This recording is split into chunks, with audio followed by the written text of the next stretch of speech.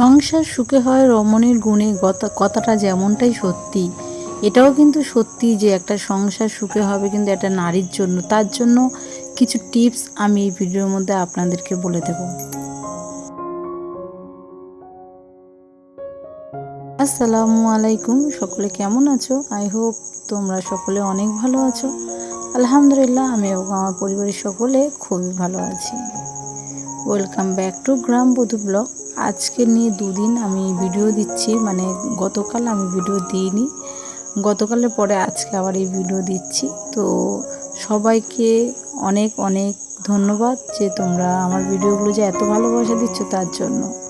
তো তোমাদের সকলকে বলি, সকালবেলা ঘুম থেকে উঠে সবার আগে যে কাজগুলো আমরা করে থাকি, বিছানা ঠিক করে তারপর বাসি ঘরগুলো ঝাঁট দিয়ে বাকি কাজকামগুলো কমপ্লিট করার চেষ্টা করি। কিছুদিন হচ্ছে শরীরটা অনেকটাই খারাপ ছিল, সেই জন্য ভাবিকে সঙ্গে করে এনে রেখে দিয়েছি। মা বলল ভাবি যাতে আমার বাড়িতে থাকে কিছুদিন, কিন্তু আমার মনে হয় না যে আমি এতটাও অসুস্থ নই যে ভাবি আমার কাছে থাকবে। আমি সুস্থ আছি, কিন্তু হ্যাঁ শরীরটা একটু রেস্টের দরকার ছিল। তো কোনো অসুবিধা নেই, আমরা গৃহবধূরা অসুস্থ হলেও কিন্তু স্পেশালি যখন আমাদের বাড়িতে কোনো বাচ্চা থাকে সে ব্যাপারটা ঠিক অন্যরকমই থাকে। আর আমরা নর্মালি যখন মনে করি যে না আমরা অসুস্থ সারাক্ষণ শুয়ে থাকবো, সে ব্যাপারটা অন্যরকম। আর আমার মনে হয় যে আমরা সারাক্ষণ যদি শুয়ে থাকি আমাদের সংসারের কাজকামগুলো করবে ডাকে। আর এইদিকে আনলাতে এত কাপড় চোপড় হয়ে গেছে ধারণার বাইরে। তো একদিনকে অবশ্যই এই কিছু জামা প্যান্টগুলো আর কি সরিয়ে নেব এখান থেকে, রাখার আর জায়গা পাচ্ছি না, যেহেতু 4টে মানুষের কাপড় চোপড় আর রাখার মানে জায়গা নেই, ছোট জায়গা হয়ে গেছে। তো যেহেতু শীতকাল পড়ে গেছে, এই শীতকাল সকালবেলা জিনিসপত্রগুলো আর কি একটু মানে যেগুলো আর কি লাগবে না তো সেগুলো তুলে দেওয়াটাই ভালো, আর শীতের জিনিসপত্রগুলো বের করে নেওয়াটা উচিত। তো এইদিকে দেখো বালিশের রড তারপরে বিছানার চাদর সবই চেঞ্জ করব বলে ঠিক করছি। আর তার মাঝখানে না কি হয়েছে, আজকে ভেবেছিলাম যে এইগুলো একটু রোদে দেব, কিন্তু রোদে আর দেওয়া হলো না। আর সঙ্গে ভাবি ছিল, তো ভাবি থেকে আমি ভাবি তারপরে সন্ধ্যেবেলা ভাবি চলে যাবে। তোমরা কালকে ভিডিওর মধ্যে, কালকে না পরশু দিনকে যে ভিডিওটা করেছিলাম সেই ভিডিওর মধ্যে তোমরা দেখে নিয়েছিলে। তো আজকে হয়েছে কি, বিছানার চাদরগুলো চেঞ্জ করতে হবে, বালিশের ওড়গুলো চেঞ্জ করতে হবে, আর সঙ্গে যে পর্দাগুলো ঘরে লাগিয়ে রেখেছিলাম সেগুলো সব চেঞ্জ করতে হবে। আমার এমন একটা অভ্যেস হয়ে গেছে সংসারের মধ্যে যে বিছানার চাদর তো এমনিতে 1-2 দিন পরে পরে চেঞ্জ করতে হয়। আরও একটা ইম্পর্টেন্ট জিনিস হচ্ছে এটা যে আমার পর্দাগুলো যেগুলো ঘরে লাগানো থাকে, তারপরে এই যে মাদুরটা 15 দিন পরে পরে কিংবা 1 সপ্তাহ পরে পরে আমি ধুয়ে দেওয়ার চেষ্টা করি, কিন্তু পর্দাগুলো সবসময় ধুই না, কারণ মাসে একবার ধুলেই হয়। আর মাসে একবার ধোয়ার চেষ্টা করি। তো দেখো আজকে কিন্তু আমার সব কিছু মানে সব কিছু ধুয়ে দিচ্ছি। মাদুরটা একটু ধুয়ে দেবো, যেহেতু দেখো নর্মালি আমাদের বাড়িতে বাচ্চা আছে, আর প্রতিটা জিনিস পরিষ্কার পরিচ্ছন্ন রাখাটা আমার মনে হয় উচিত। যেহেতু দেখো নর্মালি যত পরিষ্কার পরিচ্ছন্ন রাখবে ততই ভালো, আর আমি পরিষ্কার পরিচ্ছন্ন থাকতে অনেক ভালোবাসি। তো এদিকে দেখো সব কেচে দিয়েছি, ছাদের উপরে মেলে দিয়েছি, দিয়ে এদিকে চলে এসেছি। নর্মালি আমি তোমাদেরকে বলি যে আমরা সংসারের টুকিটাকি জিনিসপত্র যদি আমরা বলি যে আমরা সেভ করব, হ্যাঁ অবশ্যই আমরা সেভ করতে পারবো। আর এদিকে দেখো এক হাতে কিন্তু মোটরটা চালাতে গেলেই আমার এতটাই রাগ ধরে কেন আমি নিজেও জানি না।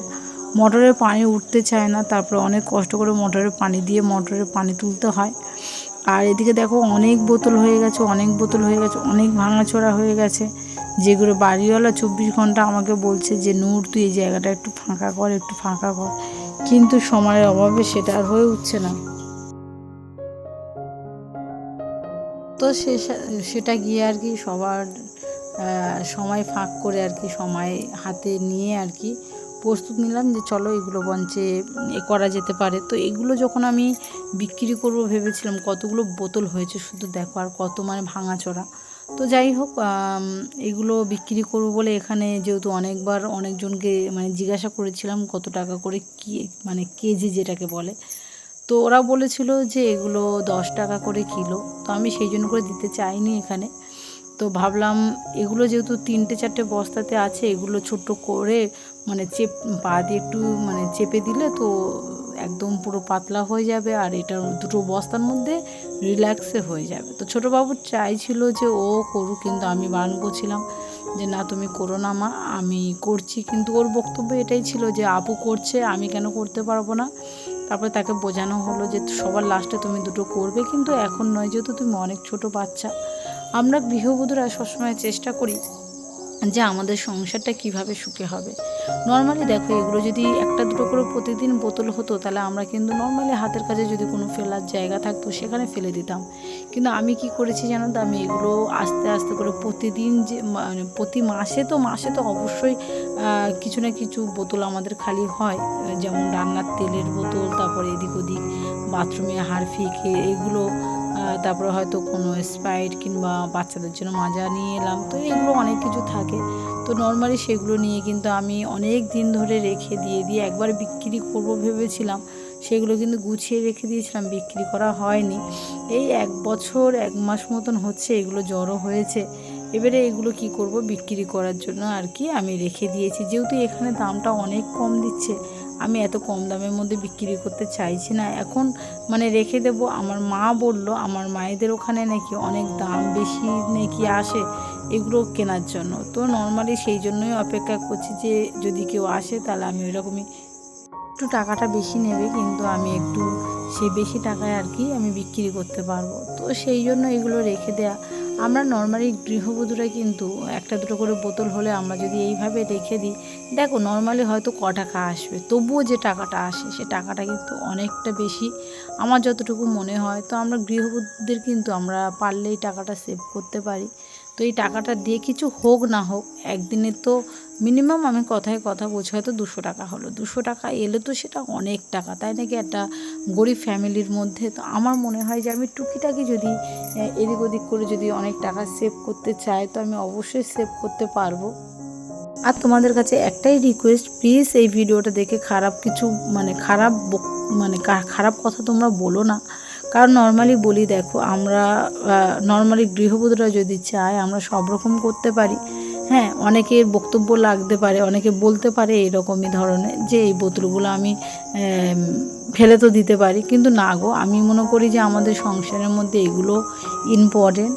তো দুটো টাকা আসার জন্য আমরা সবই করতে পারি। আমরা গৃহবধূরা, আমাদের স্বামীরা সারাদিন বাইরে কাজ করে বেড়াচ্ছে, আর আমরা তো সংসারে বাইরে তো বের হই না। তো বাইরে বের হলে অবশ্যই তাদের মধ্যে তারা যে জ্বালার মধ্যে থাকে সে জ্বালাগুলো আমরাও পোয়াতাম। কিন্তু নর্মালি আমাদেরকে এই বুদ্ধিটা মাথায় আনতে হবে যে তারা তো বাইরে সারাদিন কাজ করছে, কিন্তু সংসারটা আমি কিভাবে সুখে রাখবো, তাই না? তো আমাদের একটা ভাবি আছে, কিছুক্ষণ আগে ভাবি এসেছিলো, ভাবির সঙ্গে কথা বলছিলাম আর কাজ করছিলাম। তো এদিকে দেখো আমার কিন্তু অলরেডি মানে দুটো মানে কি বলে ওটা বস্তা ভর্তি হয়ে গেছে। আরও একটা কথা তোমাদেরকে বলি, আমার কথাবার্তার মাঝে অনেক ভুল আছে, যেটা তোমরা অনেকে কমেন্ট করে আমাকে বলো, তার জন্য সত্যি আমি অনেক দুঃখিত। আমি সবসময়ের জন্য চেষ্টা করি নিজের কথাটা ভালো করার জন্য। বাই চান্স হয়তো খারাপভাবে কথা বেরিয়ে গেল, তার জন্য তোমাদের সকলের কাছে রিকোয়েস্ট করছি আমাকে মাফ করে দিও। আর ওইদিকে কিন্তু আমি গোসল করে নিয়েছি, নিয়ে কিন্তু এদিকে চলে এসেছি। দেখো নর্মালি আমার কিন্তু এদিকে যেহেতু নোংরা বোতলগুলোতে হাত দিয়েছিলাম, তো এই টিফিন বক্সগুলো অনেক টিফিন বক্স হয়ে গেছে, এখানে রেখে দিয়েছি অনেক মানে হয়ে গেছে, সেগুলো সব চেঞ্জ করতে হবে।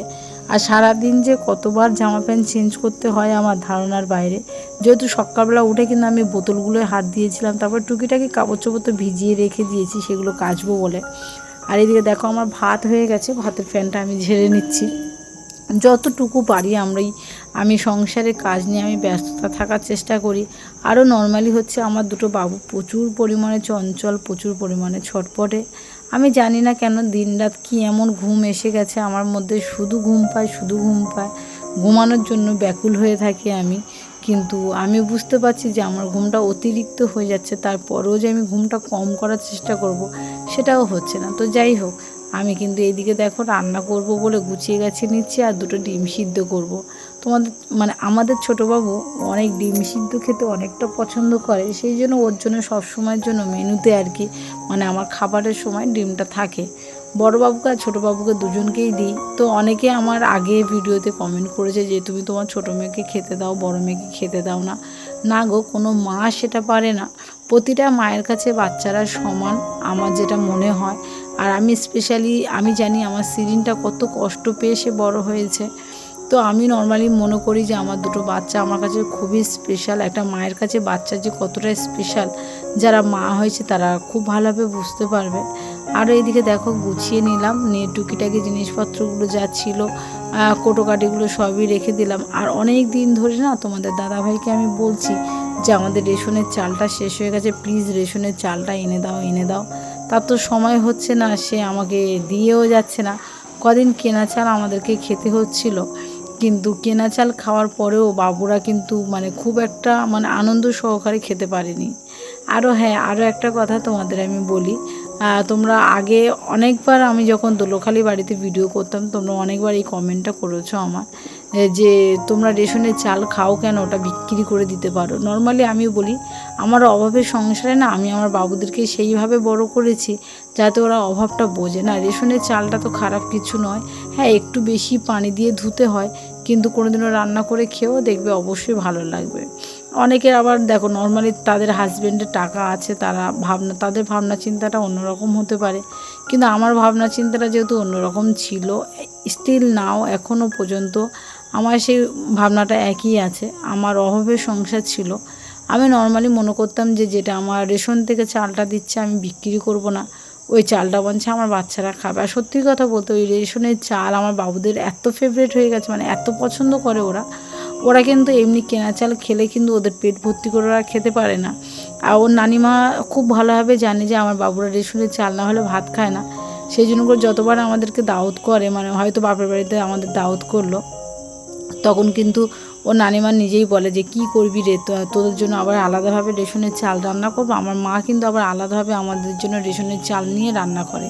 আর এদিকে দেখো চালটার কী হালে ধুলো বের হচ্ছে, মানে কি বলো তো, অনেক দিন হয়ে গেছে চালটা ঢেলবো ঢেলবো করে ঢেলা হচ্ছে না।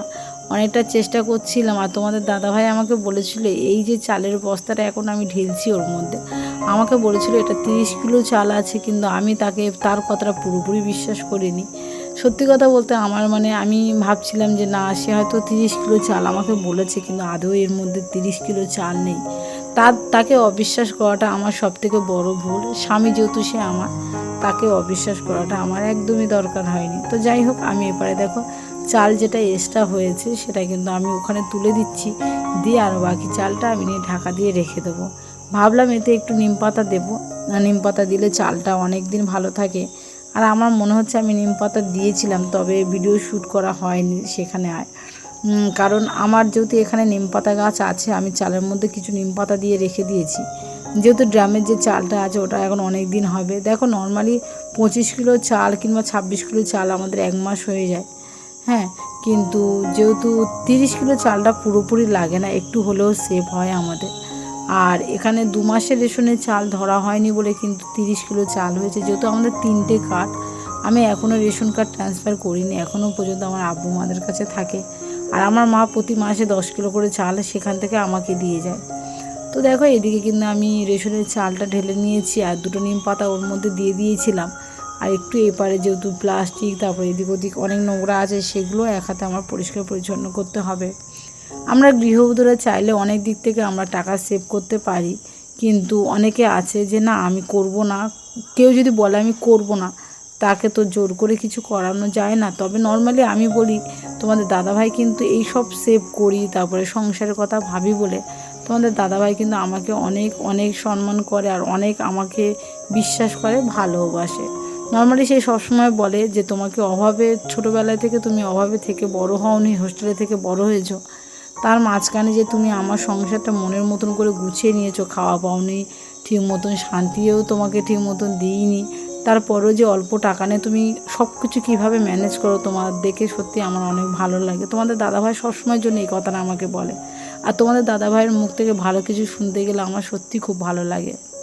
তো এইদিকে দেখো সিরিনের কিন্তু একটা দাঁত নড়ছিল, মানে একদিকে পুরো ফাঁকা হয়ে গেছে আর একদিকে সামান্য একটু মানে ছিল। তো ওকে যতবার দাঁতটা তুলতে যাচ্ছে ও তুলতে দেবে না, তারপরে জোর করে আমি কিন্তু ওকে ঘাটটা চেপে আর কি, তো যখন দাঁতটা ধরে টানছি ও প্রচুর পরিমাণে চেঁচামেচি করছিল, হ্যাঁ একবার টানছি একবার বলছে না টানবো না, টানবে না, কিন্তু দেখো দাঁতটা তুলে দিলাম দিনের শেষে গিয়ে।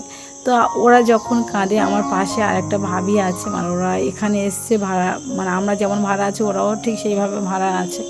তো ওরা বাবুদেরকে এতটা ভালোবাসে, আমার আশেপাশে সকলে আমার বাবুদেরকে অনেক ভালোবাসে, ছোটো বাবু বড় বাবুকে অনেক ভালোবাসে। এদিকে দেখো সিরিনের দাঁতটা তুলে দিয়েছি, বাচ্চা আমার কত কাঁদছে। হ্যাঁ, ও কিন্তু বলছিল মাম্মাম লেগেছে, আর দেখো এমনভাবে দাঁতটা তুলেছে ওর হাতে পর্যন্ত রক্ত চলে এসেছে জানো।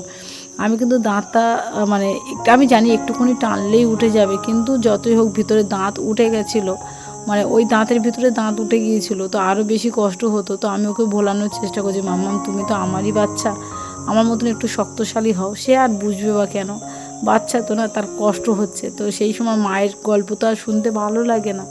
তো যাই হোক, ওর দাঁতটা তুলে দিয়েছি, এখন বললো যে মাম্মাম ঠিক আছে, দাঁতের যন্ত্রণাটা একটু হলেও কমেছে, থ্যাংক ইউ মা।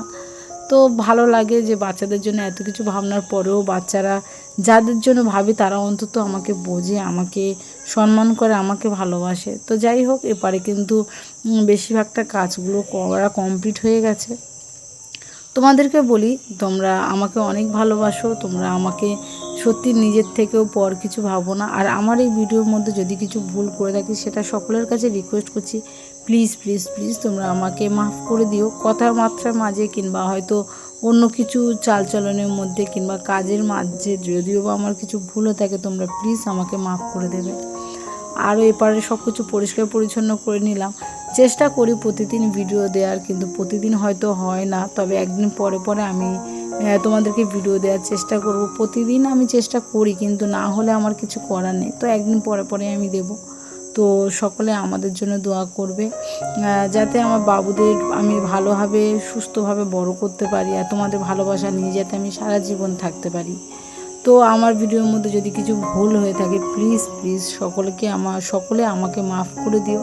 আমার কথাবার্তার মাঝে যদি কিছু ভুল হয়ে যায় অবশ্যই মাফ করে দেবে। আর আজকে আমার ভিডিওটা কেমন হয়েছে সেটা অবশ্যই জানাবে। খুদা হাফিজ, সবাই সুস্থ থাকবেন, ভালো থাকবেন।